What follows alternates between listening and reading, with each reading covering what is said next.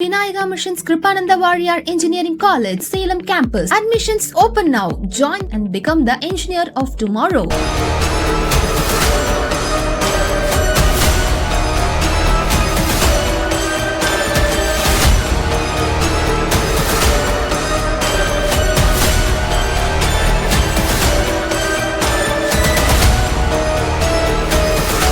சென்னை தாம்பரம் அடுத்த வேங்கம்பாக்கத்தைச் சேர்ந்தவர் தாமோதரன், வயது 42.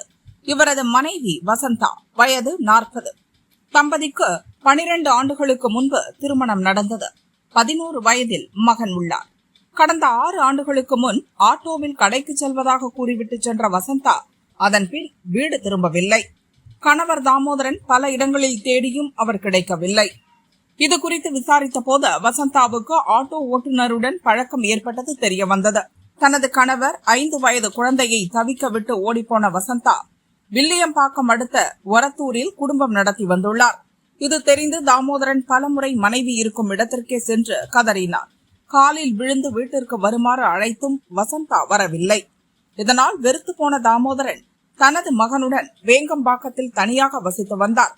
இந்த நிலையில் கடந்த 1 வருடத்திற்கு முன் தாமோதரனை தேடி வந்தார் வசந்தா. மகனை என்னிடம் அனுப்பி வை என கேட்டுள்ளார். எனக்கு துரோகம் செய்த உன்னோடு குழந்தையை அனுப்ப முடியாது, உன்னை நம்பவும் முடியாது என திட்டி அனுப்பியுள்ளார் தாமோதரன். இதனால் ஆத்திரமடைந்த வசந்தா கணவர் தாமோதரனை பழிவாங்க திட்டமிட்டார். இதற்கிடையே கடந்த சில மாதங்களுக்கு முன்பு தாமோதரனின் செல்போனுக்கு அழைப்பு வந்தது. அதில் பேசிய நபர், நீங்கள் ஆர்டர் செய்த பார்சல் கொண்டு வர வேண்டியுள்ளது, உங்கள் அட்ரஸ் சொல்லுங்க என கேட்டுள்ளார். தாமோதரனும் அதனை நம்பி வீட்டு முகவரியை தெளிவாக கொடுத்துள்ளார். இதையடுத்து ஒரு சில நாளில் 2 இளைஞர்கள் பைக்கில் வீடு தேடி வந்தனர். பார்சல் டெலிவரி செய்வது போல நடித்து தாமோதரனிடம் பேச்சு கொடுத்துள்ளனர். கண்ணிமைக்கும் நேரத்தில் திடீரென தாமோதரனை கீழே தள்ளிவிட்டனர். தாங்கள் மறைத்து வைத்திருந்த இரும்பு கம்பியை எடுத்து தாமோதரனின் வலது காலில் சரமாரியாக தாக்கினர். இதில் அவரது கால் முறிந்தது. உடம்பில் பல இடங்களில் ரத்தம் சொட்ட சொட்ட அவர்கள் தாக்கிய போது தாமோதரனின் வயதான தாய் அவர்களை தடுக்க முயன்று கதறியுள்ளார். ஆனால் மூதாட்டி என்று பாராமல் கூலிப்படை கும்பல் அவரை கீழே தள்ளிவிட்டு தாமோதரனை தொடர்ந்து தாக்கியது. இதை பார்த்த பொதுமக்கள் ஓடிவர தொடங்கியதும் ஆசாமிகள் இருவரும் மின்னல் வேகத்தில் பைக்கில் தப்பிச் சென்றனர். படுகாயமடைந்த தாமோதரனை மீட்ட மக்கள் அவரை சிகிச்சைக்காக தாம்பரம் அரசு ஹாஸ்பிட்டலுக்கு அனுப்பி வைத்தனர். இது குறித்து பெருங்களத்தூர் பீர்க்கன்காரணை போலீசுக்கு தகவல் சொல்லப்பட்டது. தாக்குதலில் ஈடுபட்டவர்களின் பைக் பதிவு எண்களை வைத்து போலீசார் விசாரித்தனர். அவர்கள் சென்னையைச் சேர்ந்த பரத் மற்றும் அகஸ்டின் என்பது தெரியவந்தது.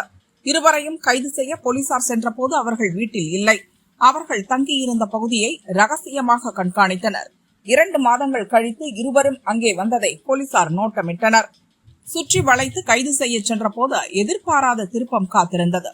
தாமோதரனின் காலை உடைத்த குற்றவாளி அகஸ்டின் சம்பவத்திற்கு பிறகு பைக்கில் வீட்டிற்கு செல்லும் போது விபத்தில் சிக்கி அவருக்கும் கால் முறிவு ஏற்பட்டது தெரிய வந்தது. குற்றவாளிகள் இருவரிடமும் போலீசார் கிடுக்குப்பிடி விசாரணை நடத்தினர். கீழ்ப்பாக்கத்தைச் சேர்ந்த பொன்மணி என்ற ரவுடி சொன்னதால் தாமோதரன் காலை உடைத்தோம், இதற்காக 1,20,000 ரூபாய் பணம் வாங்கியதாக தெரிவித்தனர். இதையடுத்து ரவுடி பொன்மணியை போலீசார் கைது செய்து விசாரித்தனர். அப்போது முன்பை விட பெரிய அதிர்ச்சி காத்திருந்தது.